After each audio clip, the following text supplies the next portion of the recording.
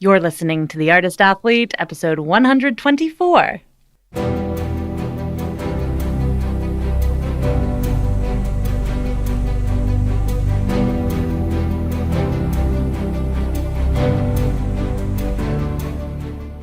This podcast is dedicated to Circus. It's a place for professionals in the industry to share their stories, viewpoints, and information, and a place for outsiders to get a sneak peek into this world. Hey friends, fans, and foes, I'm Shannon McKenna. I'm the host of the Artist Athlete podcast and the founder of theartistathlete.com. It is a new year. It is a new time. It is a new space. Well, actually, I'm in the same space I always am because Montreal's under lockdown again. But I'm so happy to be back on the mic talking with you guys. And the first episode of the new year, this one's a big one. Get ready. Before we get into it, I want to let you know that I am changing up the Patreon. I'm super excited about it. A lot of people have been asking for more information about me, more about my circus career, my stories, my outlook. And so what I'm doing is every week, every single week, I'm doing like a little 15-minute minisode. And that's going to be on patreon.com/theartistathlete. So if you want to hear more, know more, get more about your host, ya girl, me, go to patreon.com/theartistathlete. There's so much more than there ever was before. Content every single week. I'm going to see how it goes. We're going to do it for a year, and it's going to be a time and a half. So join that. You will also be benefiting the podcast, so I can make episodes that are like this one for free and available to everyone. Again, patreon.com/theartistathlete. Go do the thing. Okay, so here we go, friends, fans, and foes. Whenever I want to talk about a topic that feels really big or really difficult, but I know it's relevant to circus, I always look for people who don't just know about the topic at hand, but also how it relates to circus. Someone who's an expert in both whatever I'm talking about and our culture, our structures, our lives as circus artists, whether you're just in the world as like a hobbyist, an enjoyer, a recreational student, or if you're a professional, we all kind of share the same thing, and I want someone who speaks our language. So when I wanted to talk about diet, I went to not just any random dietitian, but a dietitian at the National Circus School here in Montreal. When I wanted to talk about eating disorders, I went to a specialist, a doctor who specifically treats circus artists. When I wanted to have conversations about race and gender, I didn't ask scholars. I asked circus artists who could share their lived experiences in our industry, in our profession. And so today's topic, which is sexual harm, sexual assault, and the prevention of, I wanted a circus person. So I feel so fortunate that I got to meet and speak to this amazing woman. Her name is Adie Delaney. She attended the National Institute of Circus Arts in Melbourne, Australia, and then she went to Europe to join the UK's largest touring contemporary circus company, and my favorite circus company, actually, the No Fit State. And over 8 years, she performed swinging and flying trapeze, hula hoops, fire, acrobatics, tumbling, roller skating, and much more in the Big Top on the street, and in venues such as Roundhouse in London, the Eden Project in England, and Le Tohu here in Montreal. Adie also spent 2 years with Si Encore's flying trapeze show Un Drôle de Maison, flexing her clowning muscles, and, among other various events, performed a season with La Clique at the Edinburgh Fringe. She moved back to Tasmania in 2015 and founded the Circus Studio as a platform to engage and empower young people to initiate long-term dramatic cultural changes and help others tap into their potential to achieve the seemingly impossible. She also started training as a primary prevention educator at the Sexual Assault Support Service, where she, still to this day, applies her creative process to the intersection of socio-cultural issues. In 2020, she gave a TED Talk about the intersection of sexual harm prevention and circus that has been viewed over 1 million times. She identifies as a multi-potentialite and has not ruled out any possibilities of what she might do when she grows up. I can't think of anyone more qualified to talk about this. Adie did ask me to put a trigger warning on this, and I'm going to read it now. It goes like this. This episode contains explicit discussions around sexual harm, domestic violence, and associated topics. Discretion is advised, and we encourage you to seek help and support if you feel that any of these issues are affecting your life in any way. We acknowledge that even those who have not been directly affected may find new knowledge about this content confronting when we assess it in the context of our own lives and past actions, and encourage you to move forward with acceptance of personal learning journeys. Personal growth. We love to see it. Back to the text. We also acknowledge and thank survivors of harm whose bravery and stories provide much-needed information to continue this valuable work toward change. This interview was recorded in part from the traditional lands of the Tasmanian Aboriginal community, whose sovereignty was never ceded and whose people continue to suffer under the effects of colonization. To piggyback off of Adie's disclaimer, I want to say this from Shannon McKenna's perspective. This was not the conversation that I expected to have at all. And no matter where you stand, what your life experience is, you will probably get incredibly frustrated at some point in this episode. But I ask that even if you find this interview really difficult to get through, if there are parts that you find maybe too boring, which sometimes can be a protective mechanism, or too emotionally taxing, you may feel threatened or attacked, but please just take your time with it. But don't turn away from it. Don't think you might not get through all of this in one sitting. Trust me, I did not edit this all in one sitting. You might hear some things that make you feel like you need to pause and digest and come back at a later time. But do try to get through it. Trust me, this interview was hard for me to get through, but this is a problem in the circus community. And the first step by solving it is having conversations about it. So listen to this conversation and let it be a jumping off point for your own conversation. Here's my interview with Adie Delaney.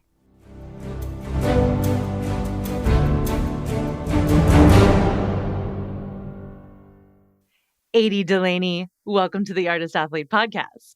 Hello, thank you for having me. Oh my gosh, it's such a pleasure to have you. Can you state for the record who you are and what you do? I am Adie Delaney. My pronouns are she, her. I'm dialing in from Lutruwita, Tasmania, on the bottom of Australia. And I am a circus performer and primary prevention educator. Would you like me to go into more detail about both or any of those Sure things? would. Let's start with circus performer. So did you grow up in Tasmania, that tiny little island at the bottom of Australia? I certainly did, and I had zero exposure to circus until I was 16. But I was the only one of the 3 children my parents had that they kept on a leash when I was little, because I had a habit of running up to the edge of high things and looking over because I really liked heights. Oh, like a literal leash? Yes. Yes. Okay. You know those little kiddie harnesses that parents strap and then they have like a bouncy cord between them and the kid? That was me. I was that kid. Okay. And my mum is a physiotherapist, which is very handy. And she noticed that as a toddler, I was really inflexible and that concerned her. So she enrolled me in gymnastics classes when I was 4. And I just loved it, mostly. I mostly loved it. When I hit high school, it was pretty much the only thing I lived for. I was training like 12 hours a week and, yeah, totally obsessed with it, but did not like competing and was also not particularly good at anything. I was still really inflexible. I had to work really, really hard at that. And even now, if I don't stretch a lot, I struggle to touch my toes. So my mum found NICA, the National Institute of Circus Arts, when I was 16, and she took me up there to do like a week-long holiday summer course thing, and I was obsessed. I bought the branded juggling balls, I got the audition list, and I was like, that's it for me. I am done with school as soon as I'm allowed, and I'm going to NICA. And yeah, I didn't give myself a plan B. When I auditioned, I actually tore a hamstring to get down in splits because I was just so desperate to get in. And thankfully, I think what they saw in me was potential.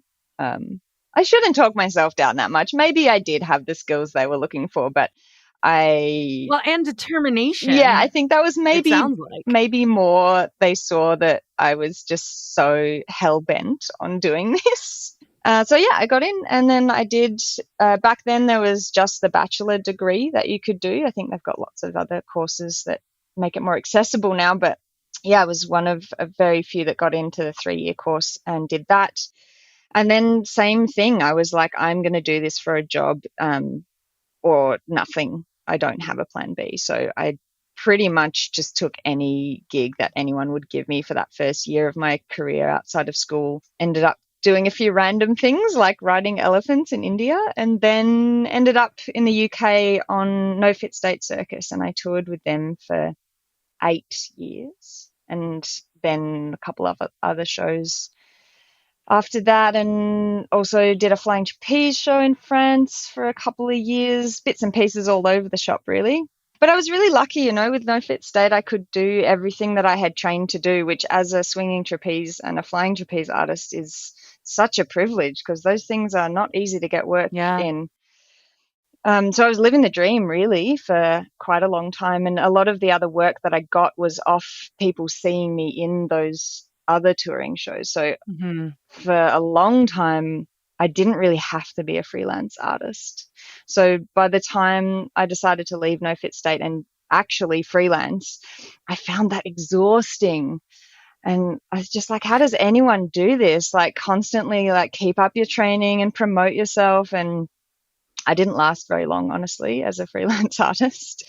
And I did a couple of gigs that made me reassess my priorities and realize that I was actually more into teaching, because I'd always sort of come back in the off season over winters and done some teaching in the No Fit State community and in other places.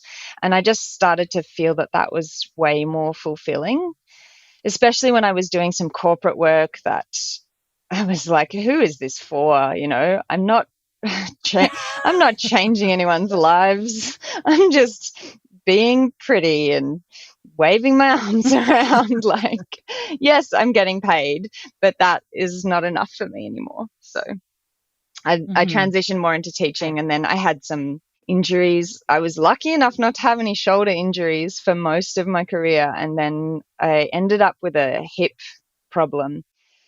So at that point, I'd met my fiance on the circus, and we were pretty much living over in the UK, and just I didn't want to settle there without having at least tried to live back in my hometown. So we moved back over here. I got some hip surgery, opened a school, and that brings me to my second career path, which is after I opened the school down in Tasmania, I wasn't really feeling very challenged. There wasn't a community of professional artists around me that I could train with or bounce ideas off, so I wasn't really being challenged creatively. So I was looking for some other thing to do. I met a friend who was working for a sexual assault support service as a counsellor, and a job came up as an educator in that organisation. And he just said, you should apply for it. And I had zero of the qualifications that they wanted, but out of... What are the qualifications they would want for? Well, they were looking for either a social worker or a psychologist or a counsellor, and preferably someone who worked with sexual harm specifically. So I had zero experience in these areas, except the role was for the schools program. So I work with children aged from about 7, 8 through to, adults. Yeah, they were advertising for this position to go in and basically do respectful relationships education with the intention to prevent sexual harm from happening. So consent education.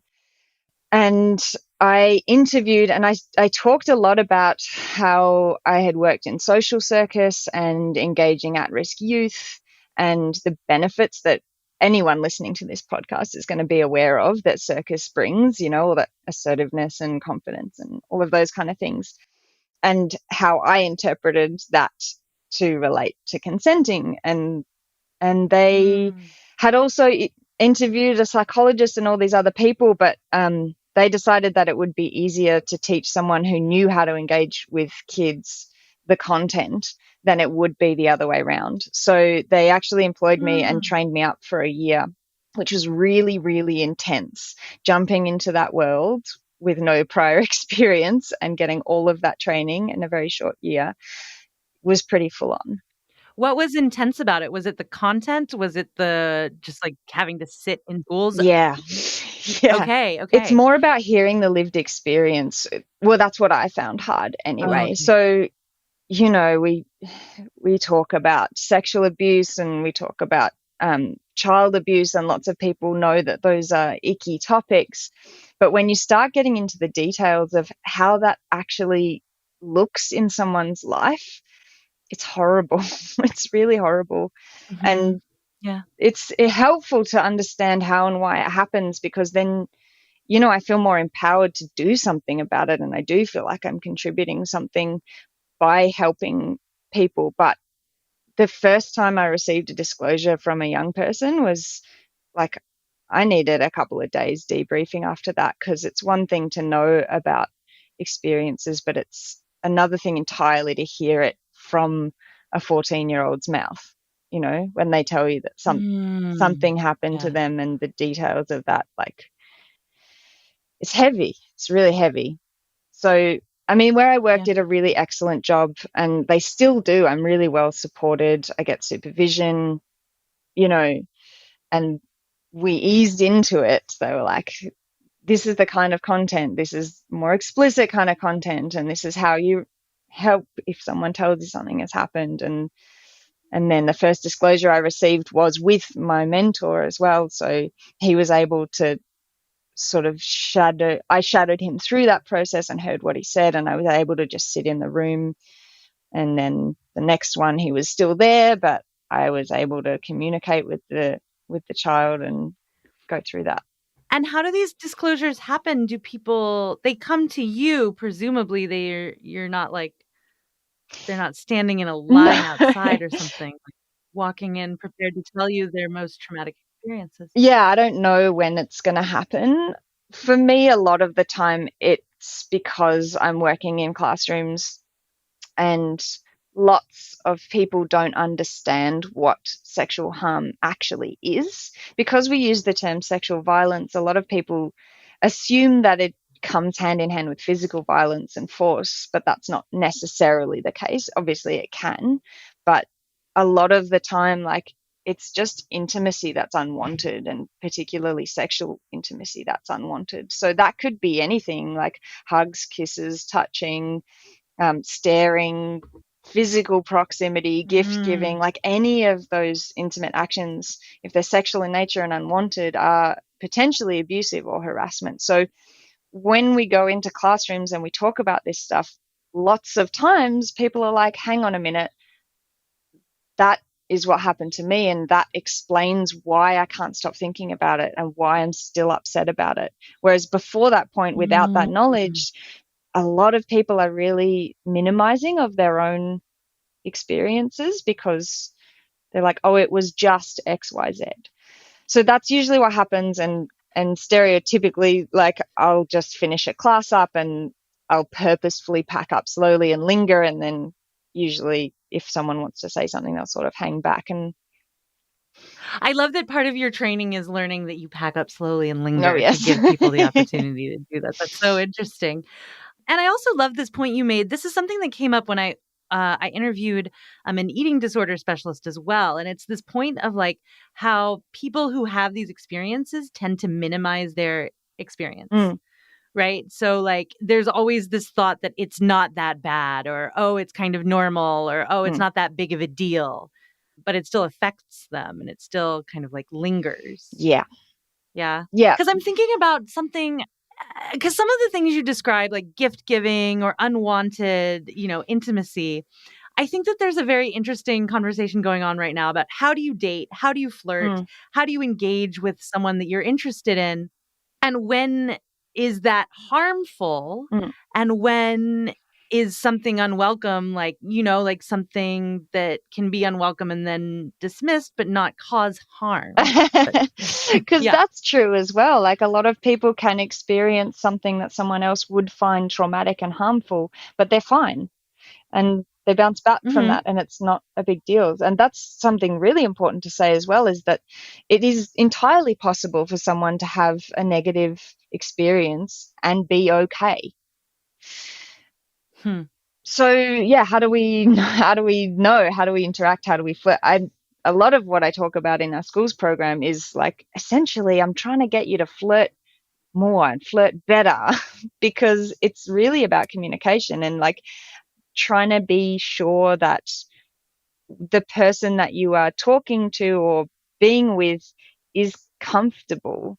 And everybody knows what it's like to agree to something that they don't actually want to do for whatever reason. But the only reason that anyone should ever agree to do something sexual is because they want to, which is harder than, it's easier said than done. Yeah, for sure. You mentioned before we started this interview that usually you don't get to talk about how you're in, or your circus history with your sexual harm work. Not sexual prevention work, sexual harm prevention work. You got it. Preventing sex here, guys. We love it. Yes. Some people love it. Why is that? Yeah, good point. Why is that? Because circus is... What do you think is like... Because clearly I've brought you on the show because I think the two worlds are very interconnected and need to be talked about in tandem. Yes. Circus and consenting are like perfect complementary topics, because as a lot of people listening will know, like, but we'll get into it, I'm sure. They're so intertwined. Yeah, let's talk. Let's get into it. Let's talk. So I want to define some vocabulary just for everybody out there, so we're all talking about the same thing. When you say consent, what do you mean? I mean an agreement where everybody has choice. That is not inherently linked to sexual activity, but it's very important for that. And I will quite often talk about consenting to remind myself and anyone listening that it is a verb, it's not a noun. So when we talk about I had consent, I got consent, I gave consent, it makes it sound like an object that someone can pass to someone, then it's done. But it's not transactional like that. We're always consenting or not consenting, like breathing.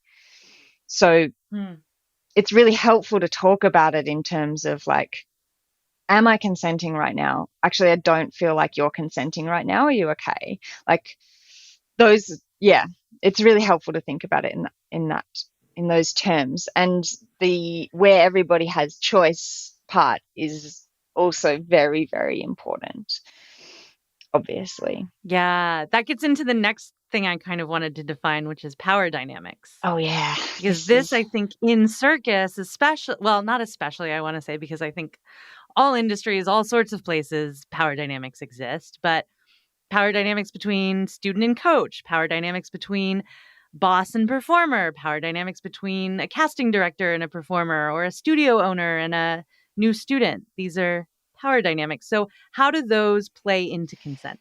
There are so many different forms of power that someone can have over someone else, and like occupational role-based power dynamics, like what you were talking about then, they're some of the really easily identifiable ones, but they don't always play out in the way that we think that they would play out.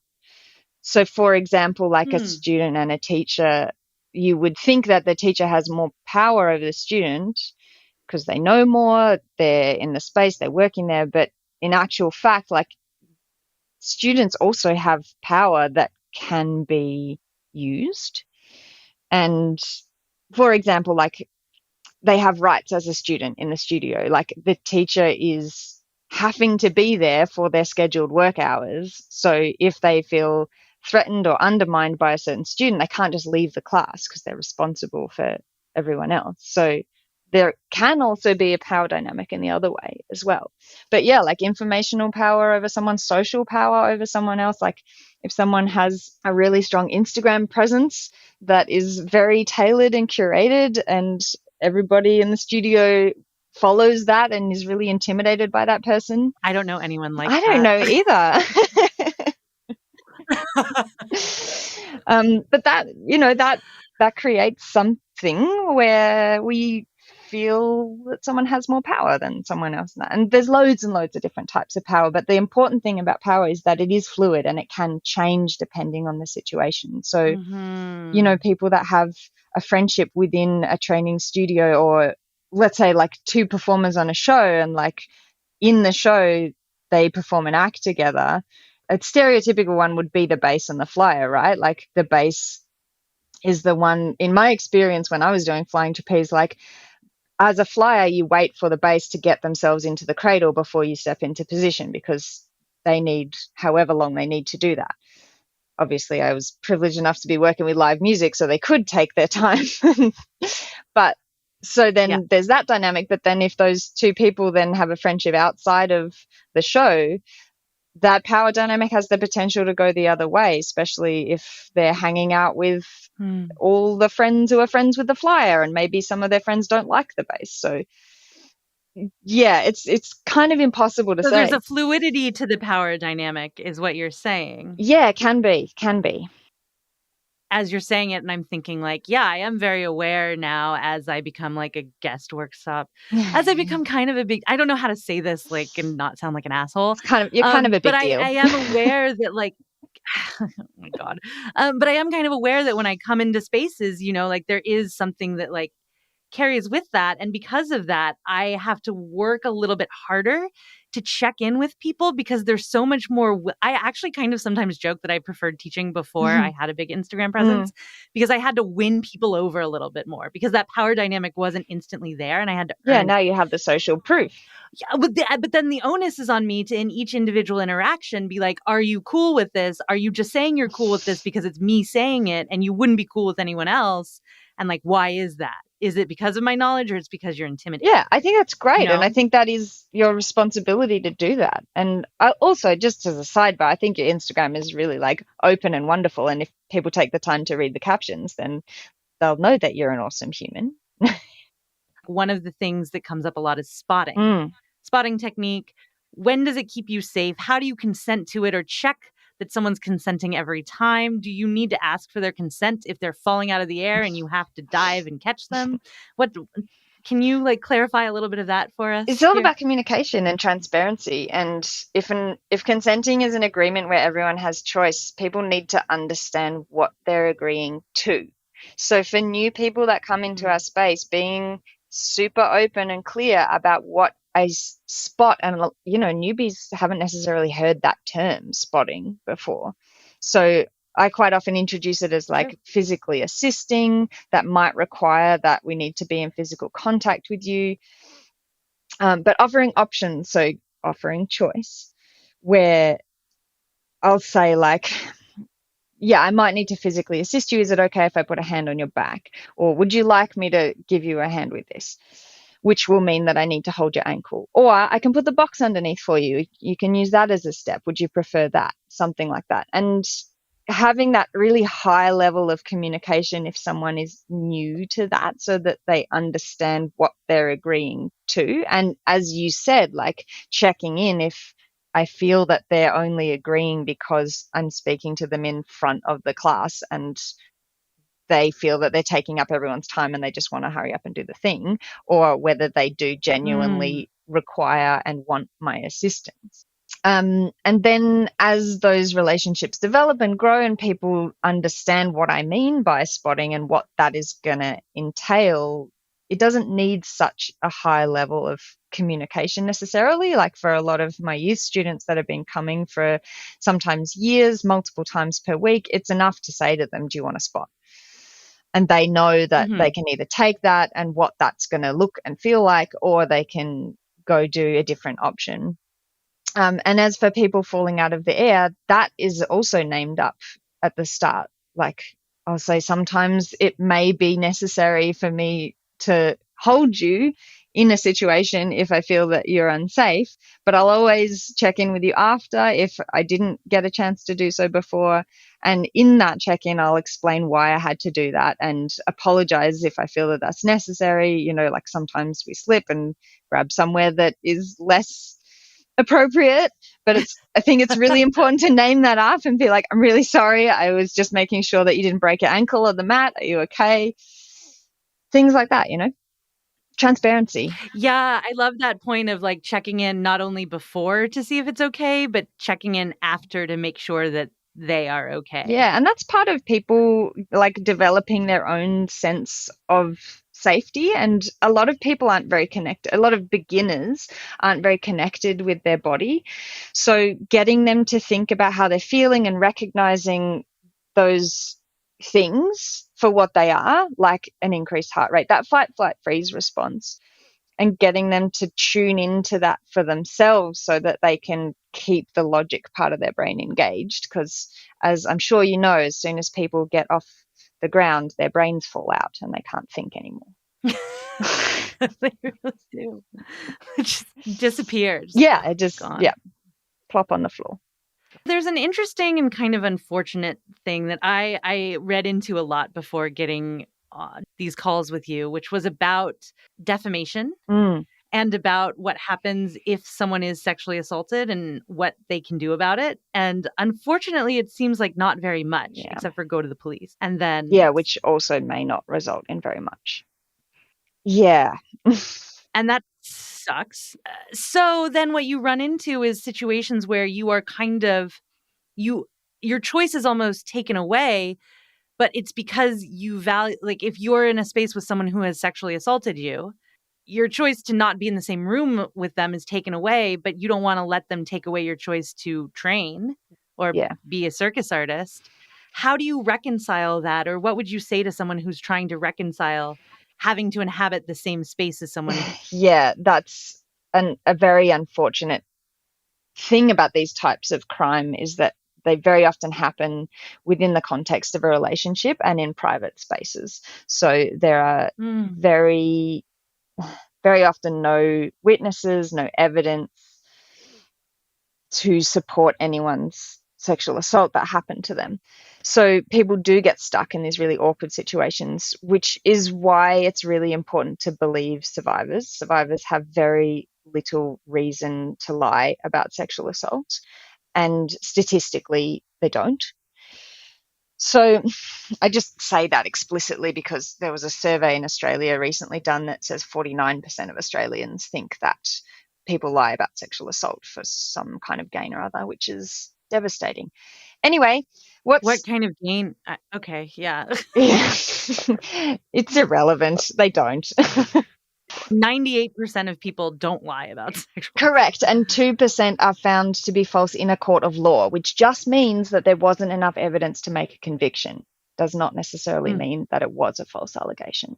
And usually those allegations come through the family court system. So it usually crops up in custody battles.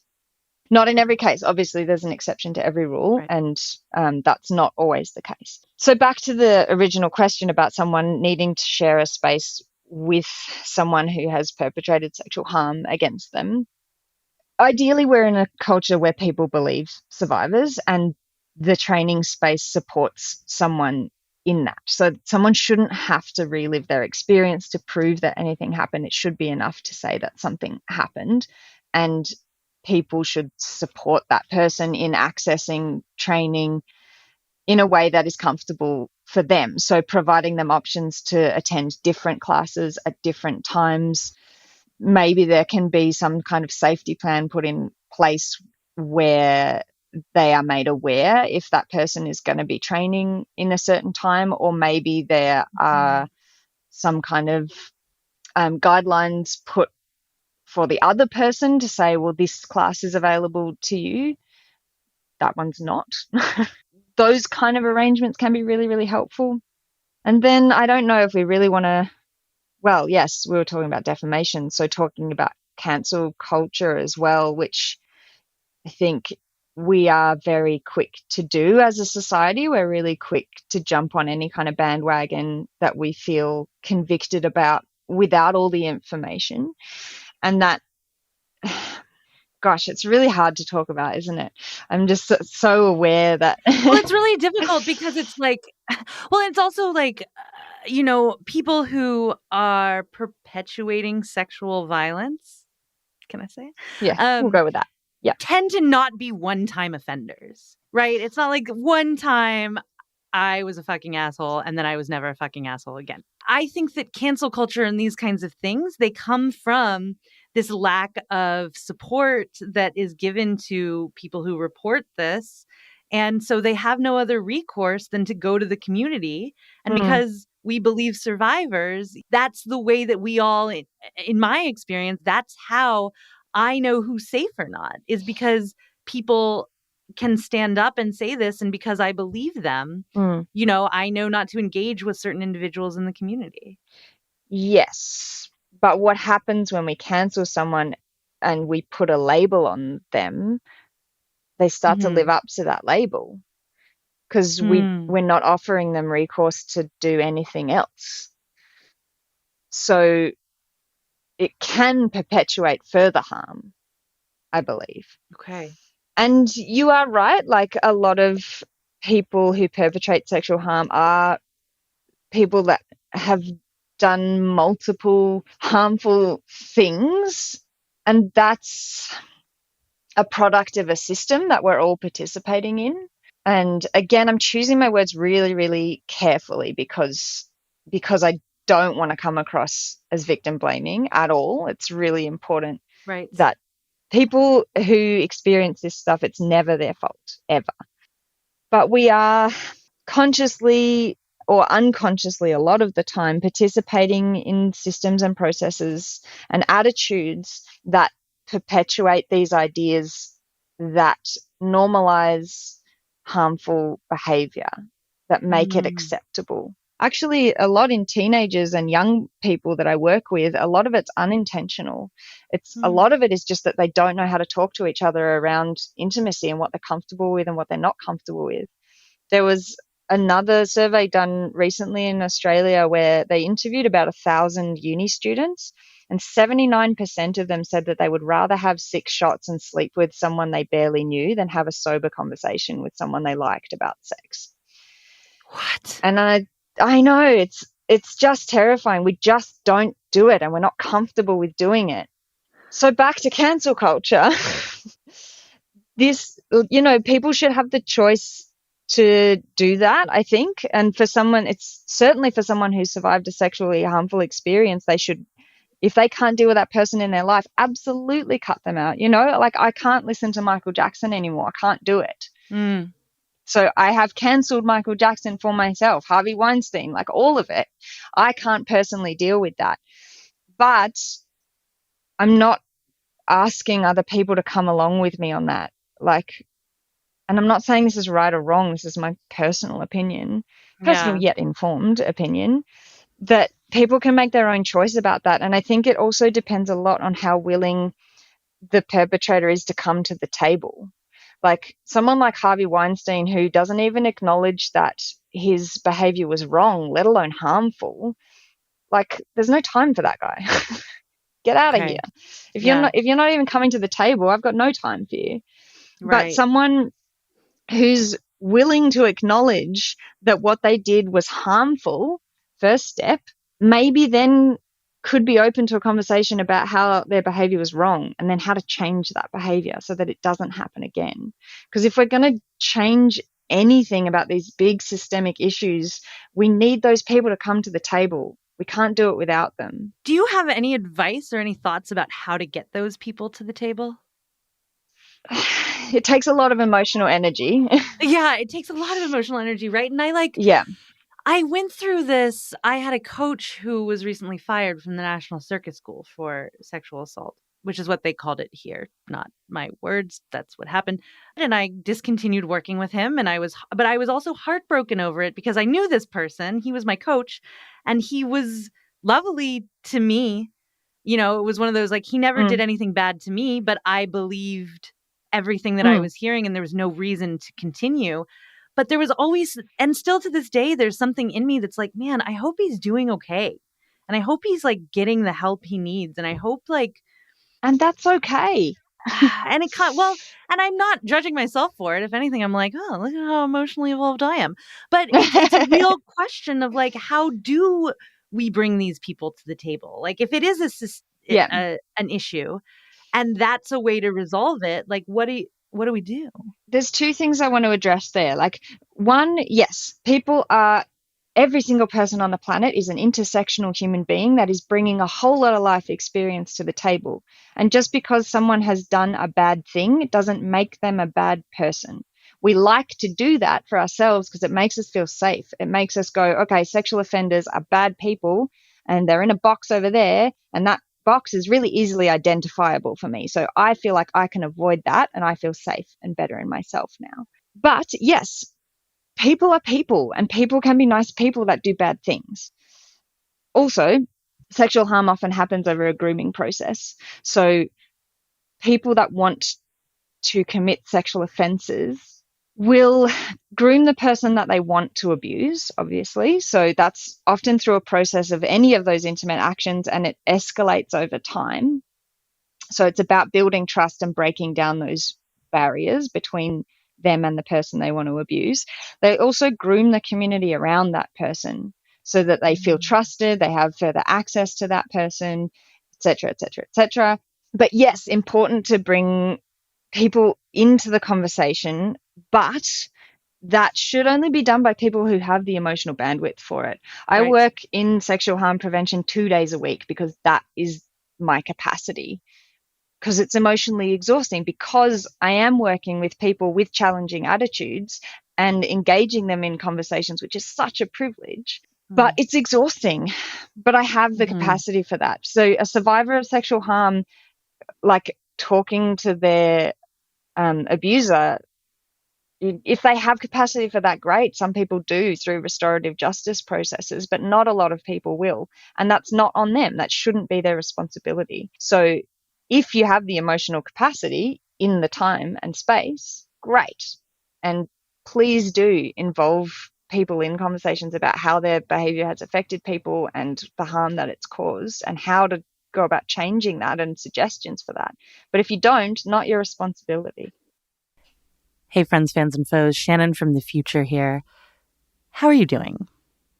I just wanted to take a moment and check in because as I was editing that previous section of the interview, I realized that I was gripping the side of my table like so hard that my knuckles had turned completely white with anger and rage and just utter frustration in the idea that any perpetrator of sexual assault or harm should be given a voice or as Adie says, a seat at the table. And so then I ungripped my hand and I worked it around a little bit and I worked the thought around in my head a little bit more. And I think that giving someone who is perpetrating sexual violence a seat at the table does not necessarily mean that you have to make that seat at the table comfortable. I mean, it's not a very comfortable table to sit at, the sexual assault table. And we'll talk about this a little bit later in the interview, I promise. But I just feel like this is a moment where I want to clarify this point. Giving a perpetrator a seat at the table is not about acquiescing to their actions. It's about having them understand the harm that they're causing instead of just shutting them out. And I wanted to be very clear about that because I don't want Adie's sentiments to come across as victim blaming or making this at all sound like either of us are wanting to absolve a perpetrator of sexual harm for the consequences of their actions. But we'll get into the rest in the interview. Listen up. But first, maybe take a moment, do whatever you need that's self-care. I don't know, get a cup of tea, glass of wine, smoke a joint, take a walk around the block, do a handstand, shake it off, and then come back. Okay, here we go. Back to the interview. So going back to my perpetual difficulty with using the correct words in the correct order to describe this kind of work, I'm interested more in the verbiage and how we use it, what it means to be a victim, what it means to be a survivor, a perpetrator versus a aggressor. Where is the language? How do we use it? And why do we use it the way we do? Or why do you use it the way you do in your work? So survivor is a term that I use most because it's empowering language and it implies that someone has survived an experience. They're still here. They are still living their lives. They are fine or going to be fine. That's If there's someone who doesn't identify with that, that's fine as well. So victim survivor, like victim/survivor, is also a term that's commonly used, because victim kind of speaks to the intensity of the crime that happened to them. And some people identify as a victim because they feel that the impact of that crime, the impact that that had on their lives, still is causing them difficulties, or for whatever other reason. So survivor is my default. Sexual offender is reserved for someone who has been convicted of a crime. Someone who has not been convicted should be called an alleged perpetrator legally.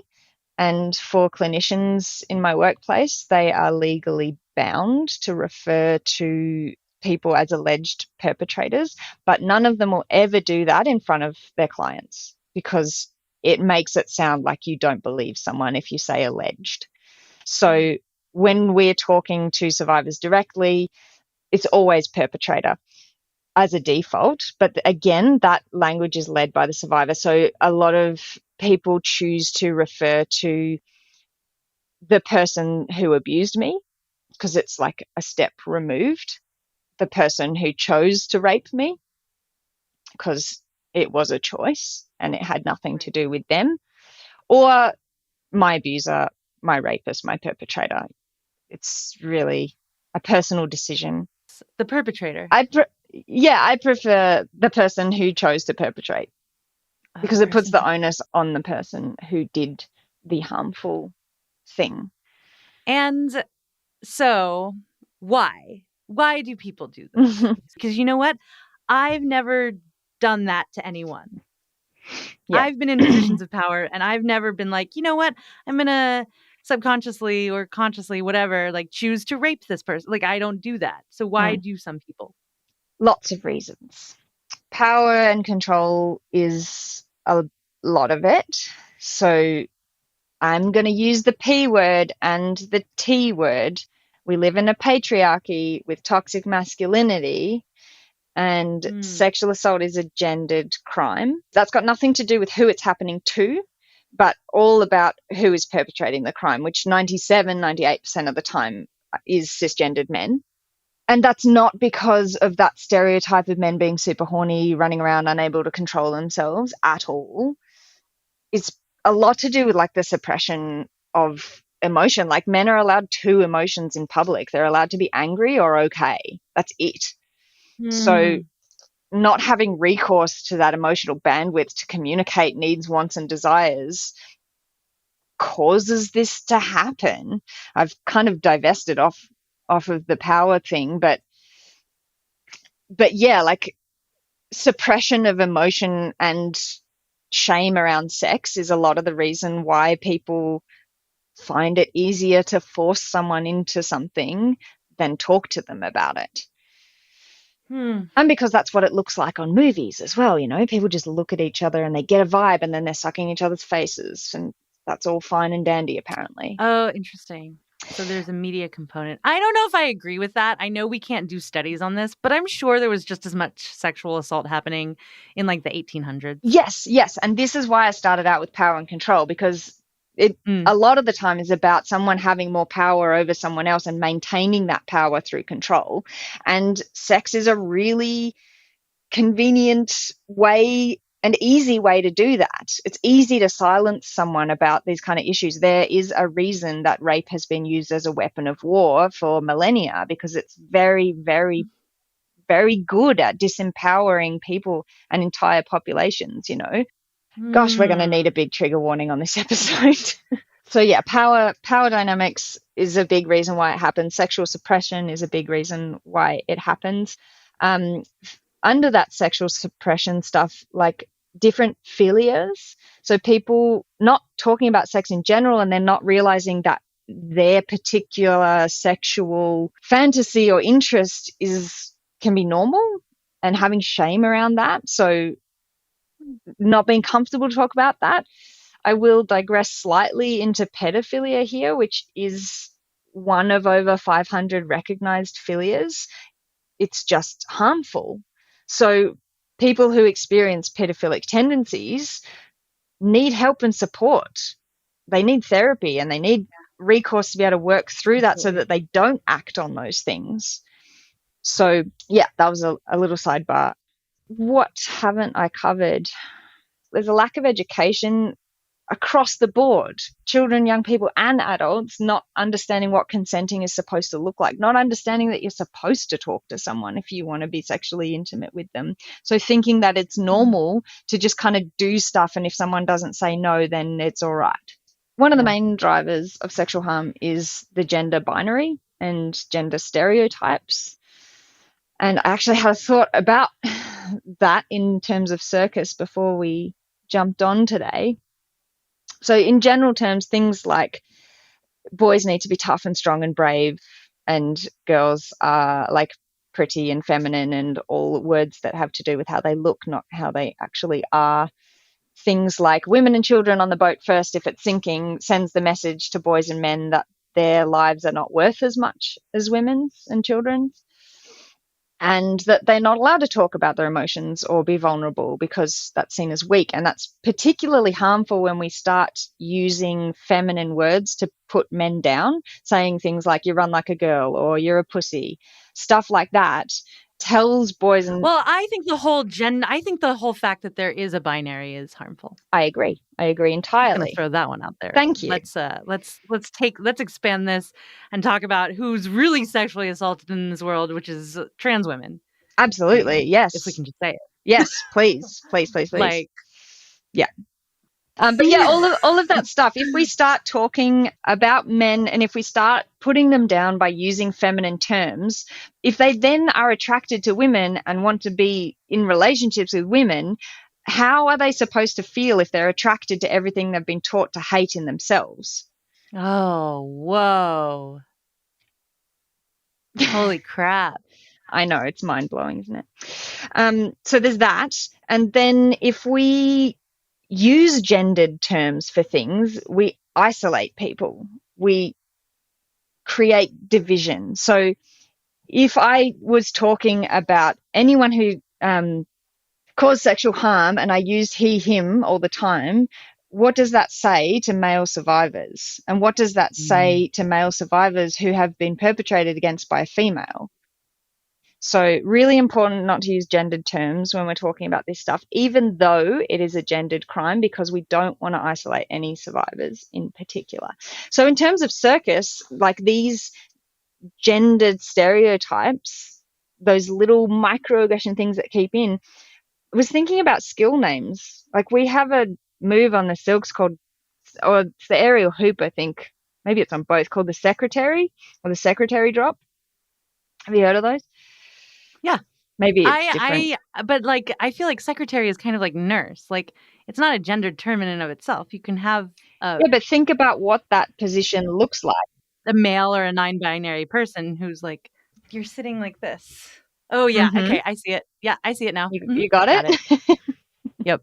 So, yeah, the name in and of itself is not problematic, but what it's saying about that skill is that to be a secretary, you sit pretty with your ass out. A couple of people wrote me and were saying how one survivor talked about how she can't wait one day to be able to feel sexy in the air again. How like she doesn't want to put on a sparkly costume and feel like an object. Like the difference between like owning your sexuality and your power as a feminine or female presenting person and just like enjoying that versus having to do that because it's your job, but knowing or feeling that what that attracts is unwelcome. Yeah. Yeah. And I think as well, personally, like we spoke a bit about it in the start when I was talking about my transition out of performing full time, that I was doing corporate gigs and thinking, who is this for? And that was a big part of it, was I felt like an object on stage and I didn't want to put on that swimsuit every night and do my static trapeze act. Like I didn't really necessarily have a problem with it, but it didn't feel satisfying or fulfilling. And I think in retrospect, it probably had a lot to do with the fact that I was sitting there for upper middle class people to clap for 30 seconds after I'd busted my gut for 5 minutes, and that mostly it was about what I looked Yeah. like and the actions that I was doing, not my skill. Yeah. But yeah, it's incredibly empowering. And that's something as well that I haven't said explicitly, is that we've mostly been talking about power in a negative sense, but power is really positive as well. Like, it can be great. Like, the best leaders use power in ways, and the best teachers use power in ways that empowers other people and sets awesome, clear boundaries where people have feelings of safety then, because they know what they can and can't do and what's okay and what's not okay in a particular environment. So, and power is also essentially how we flirt, and power is also really sexy, and a lot of what people like in a sexual experience is those power dynamics and those power plays. Like, if you think about how people flirt, that's essentially playing with power. So it can be really good and it can be really fun, provided people are consenting. Yeah. Consent. The C word Australians love. That was very witty. Adie, Delaney, we're coming to the end of our time today. Is there anything we've forgotten? And also, well, actually, let me ask those as two separate questions. Is there anything we've forgotten? We talked about cancel culture. I'm glad we covered that. I'm glad we did too. I'm just reading back through your, I'm reading back through your email as well. Yes. You know what I want to ask you about real quick is intimacy directors. Because I didn't know these existed for Circus. So intimacy directors, I know of I have a friend who's an intimacy director in Atlanta, Georgia, in the US, where a lot of films are being shot now and movie making is happening because they happen on set. An intimacy director in the movie biz is a person who, if there's a sex scene or any kind of like hugging or touching, any kind of physical contact, I think in any way, I think even in stage or in combat in some places, you have one person who's a neutral person who you can go to if you feel uncomfortable or to report something to. There is a point person for that now on certain sets. Is that what it is in Circus as well? I had never heard of the term in a Circus context before you brought it up. Yeah, and it's Circus specific. So someone who knows the art form and knows like safety stuff that is necessary for Circus. So yeah, it's a relatively new thing, I would say. I haven't been in this area very long, but certainly in my time in Circus, it was never something that I had heard of until the last 5 years, which is great. I have two kind of questions, I suppose, about intimacy directors. Like, in theory, it's fantastic that that is a job and that there is someone responsible for that. But my concern is that it is one person, and it's one person in a position of power. And we know from everything that we know about how and why sexual harm happens is that someone who wants to perpetrate sexual violence put themselves in a position where they can be trusted and have access to people. So, like, for example, people that abuse children are often trying to work in childcare centers. But I'm not saying that that is the case. It's just things we have to think about. And the second question I have is that if we have it just as one person, I feel like it has the potential to remove the responsibility for systemic change from everyone else, when those kind of changes cannot happen unless everybody is on board and participating. So if there's an intimacy director in a circus company, for example, everyone else feeling like, oh, now that's not my job. I don't need to check in with these people to make sure they're okay because that person is going to do it and it's their job. So what is our job now? If there's no intimacy director, like, what do you and I and the people of the world, what do we do, Adie? What do we do? We stop perpetrating gendered stereotypes. Work. Yes, we start talking about we raise the bar for ourselves. We go, we want to live in a world that looks like this, and this is not good enough for me anymore. And where we have the emotional bandwidth and energy and we feel comfortable talking to people about what we want to see. and modeling those behaviors, role modeling those behaviors. Watch my TED Talk. That is hopefully a really good resource for people. The link is in the description. Thank you so much. But that is about normalizing and verbalizing and transparency around all of that stuff and being like, yeah, we want to make sure that every intimate interaction we have is super positive and fun and playful and makes us feel closer to someone else and makes us feel safe and supported and wonderful. And we want that for everybody else in the world as well. So yes, I'm going to walk the walk. Hell yeah, me too. Probably not the best use of that phrase, huh? Anyway. Oh, wow. Yeah, I just got it. What advice would you give to yourself at the beginning of your career? Thanks. I'm so prepared for this. After good. 120 episodes, I should hope so. Yeah. I would say to young Adie, stop wasting your time getting upset about things you can't do yet. I just wasted so much of my time, like getting bogged down and being unable to train. Press to handstand is my nemesis. I've never been able to do one. Not through lack of strength, probably through lack of flexibility, but definitely because I have genuinely just believed for my entire life that I can't do it. And that was really frustrating. And especially through my time at Nike, I spent way too much time crying in toilets, and I just could have been training. I could have been training in the time that I was crying in the toilet. Like, stop wasting your time doing that. Like, stop getting upset about it. It doesn't matter. But that was a bit of a hangover from a gymnastics mindset of perfect practice makes perfect, which is an incredibly damaging thing to say to a young child. Adie, thank you so much for coming on the show today. It was a pleasure talking to you. I'm so grateful for the platform. Thank you.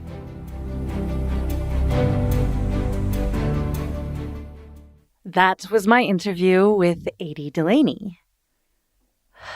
How do I want to do this? First of all, I will say that on the Patreon this week, my mini-sode is dedicated to a lot of specifics that I touched on in this interview, but didn't want to go into depth about for issues such as defamation or sharing my own personal experience. I didn't want that to mar the information that Adie was giving out. So if you want to hear more about my process in creating this episode, you can go to patreon.com/theartistathlete, and it's up there. But here are the big takeaways from the episode that, like, if you get nothing else out of it, here are your points. First of all, believe survivors. As Adie says, survivors have very little reason to lie about sexual assault. And statistically, survivors don't lie about sexual assault. It's this weird phenomenon, the only crime, sexual assault, in which it almost seems like the victim is scrutinized more than the perpetrator, right? Like if you were to get robbed, if you were to get murdered, you know, these big things happen to you. No one's going, well, maybe they are if they're like really big assholes, but few people are going to be like, what did you do wrong? But when it comes to sexual assault, it always seems like we want to understand what the survivor, what the victim did wrong, and not why the perpetrator did this, which is one of the reasons I asked that question. Why do people cause sexual harm to other people? And listen, what I found so emotionally exhausting about this is not learning the buzzwords, not like learning consent, consenting, because it's a verb, right? Victim, perpetrator. It's not particularly difficult to like use the right vocabulary or understand the psychology or the statistics. What's really difficult about this is to bear witness to individual lived experiences of people who've been sexually harmed and the long-term damage it does to them and the impact that it has on our communities when we find out that a trusted coach, a trusted mentor is a person who is causing harm to someone. And that's why we turn away. We blame the survivor for the crime committed against them, and we choose to act as if this isn't a fundamental problem. And I'm wondering if we, as a circus culture and community, have the emotional capacity to do the restorative work required to stop these cycles of abuse, which means standing up for victims and survivors, not protecting the perpetrators. And that doesn't mean ignoring them. That doesn't mean canceling, quote unquote, people who perpetuate sexual harm. No, that means bringing everyone to the table and saying, hey, you did this and this was wrong. Can you be accountable for it? And how do we take steps to heal together? If you're struggling, if you need immediate help, in the show notes, there are websites for the US, Canada, the United Kingdom, and Australia. And on all of those websites, there is a crisis phone number you can call and actually talk to another human being to get support immediately. I also want to encourage you to, first of all, share this episode within your own circus community. And don't let this be the only conversation you participate in, let's say this week, about sexual harm and prevention. Let's keep this going, friends, fans, and foes. Let's figure out a way to make our community better. I don't know what that looks like yet, but I'm also here for the conversation. You can contact me all the usual places. On Instagram, I'm at _artist_athlete, Facebook, The Artist Athlete. My website is www.theartistathlete.com. I'm on TikTok, though it's kind of weird to DM me on TikTok about sexual harm prevention, but I'm there, _artist_athlete. And if you love what you're listening to, you want to support, patreon.com/theartistathlete is the place to do that. Thanks so much for listening, friends, fans, and foes. I'll talk at you next week. The Artist Athlete podcast is supported solely by donations from people like you. Here's what some of those people have to say. Hi, my name is Noah and I do hand balancing. Hi, my name is Woody and I do Leo walk. Thank you for listening to the Artist Athlete podcast. Hi everyone, I'm Dominique, a ground acrobat, trapeze artist, and coach, currently bringing circus to the extremely cold but very beautiful Northern Ontario, Canada. Circus has changed my life and I'm so grateful to everyone in this community. Find me on Instagram at DomUpsideDown or my website domupsidedown.com. Aloha, my name is Beth Russell and I live on the beautiful island of Maui, Hawaii. I am an aerial artist and movement instructor specializing in chakra yoga to keep me balanced and grounded. I play with silks, trapeze, lyra, rope, acro, aerial yoga and dance, slacklining, pole, bungee, and climbing. Really anything that goes up and allows me to explore 3D space. You can find my dedicated aerial page on Instagram at Maui Aerialist. If you find yourself coming to Maui, let's play. Hey there, friends, fans, and enemies. This is Chris Alston, Patreon of the Artist Athlete podcast, straps artist and lyra performer and acrobat out of Greenville, South Carolina. So if you're ever passing through, make sure to stop in and see me and my friends. We have a wonderful space and we'd love to see you. Hi, my name is Erica Lee. I'm from St. Louis, Missouri, and I'm an aerialist. I teach performing arts to elementary school during the day and do pole and swing and rope by night. I really, really like the Artist Athlete podcast because it gives me a lot of circus goals to look forward to. It gives me a lot of insight on what's going on around the world in circus, and that's why I'm Patreon. Hello all. Thank you for tuning in to the Artist Athlete podcast. I am Opal Schwartz from Minneapolis, Minnesota. If you're ever in the cities, feel free to stop by the Aviary Minneapolis. It's a great time. With that, I hope you all have a wonderful rest of your week, and goodbye. Hey there, artists and athletes. This is Andy Smith, owner and artistic director at Saltaire Circus School in Jacksonville Beach, Florida. And I want to thank you for contributing to the Artist Athlete podcast. If you ever find yourself down in Florida, come check us out. Whether you're an artist, athlete, or someone ordinary just looking to be extraordinary, we got a place for you.